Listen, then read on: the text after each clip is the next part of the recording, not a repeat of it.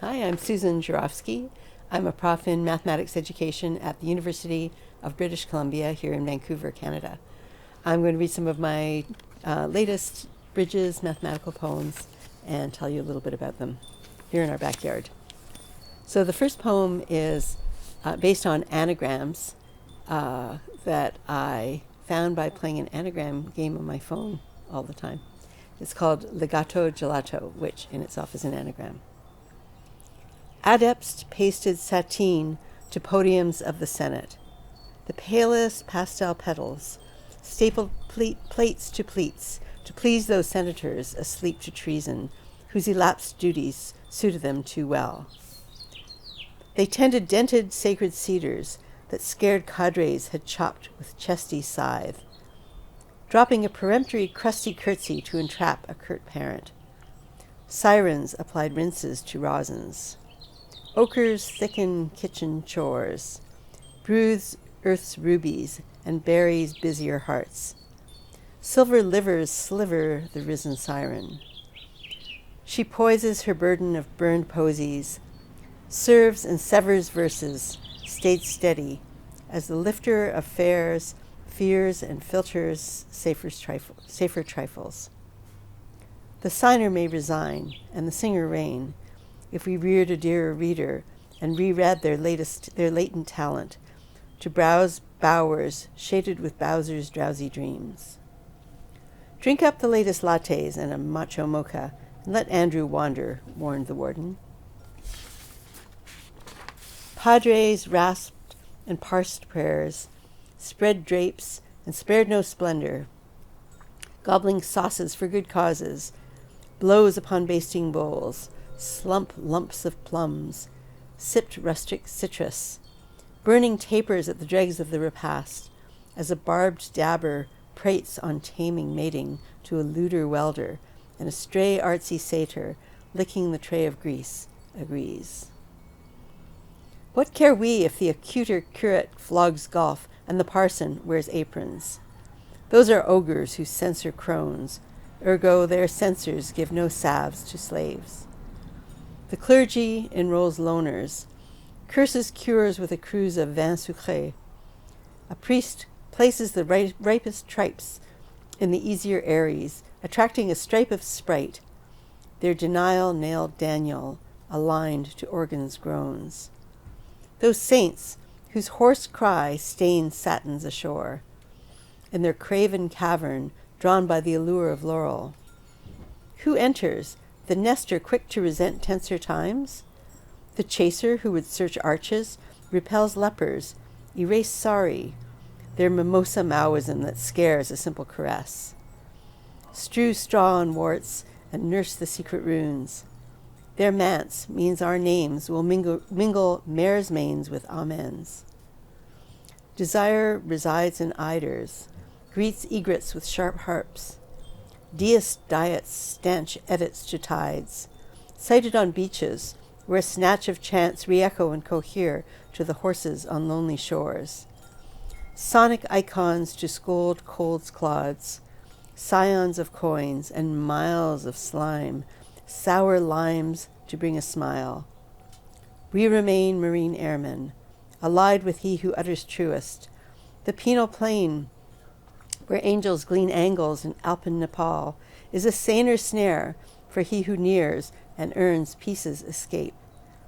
They saw ladies' ideals of shoe and hose as they sailed seaward. The shale hails, leash heels, legato gelato. Amen. The next two poems are called Plain Hunt on 4, or PH4 poems, and they're based on a bell ringing pattern, a sort of braiding pattern, on 4 initial bell rings that have a certain permutational pattern that weaves. So here's the first one, called Desert Poem. It starts with 4 words, and they permute. They go through 8 permutations and come back to the original line. The first 4 words are wings over dry land. Desert Poem. Wings over dry land. Over wings, land dry. Over land, wings dry. Land over dry wings. Land dry over wings. Dry land wings over. Dry wings land over. Wings dry over land. Wings over dry land. And the second one came from listening to poetry performance at a poetry club called Du Beast in Berlin. And I heard this line and I thought it would work well as one of these PH4 poems. So the four, it's not 4 words, but 4 little phrases. So the first is my time, and then belongs, third one to know, and the last one man. So my time belongs to no man. It's called No Man, My Time. No man, my time. My time belongs to no man. Belongs my time man to know. Belongs man my time to know. Man belongs to know my time. Man to know belongs my time. To no man my time belongs. To know my time, man belongs. My time to know belongs, man. My time belongs to no man.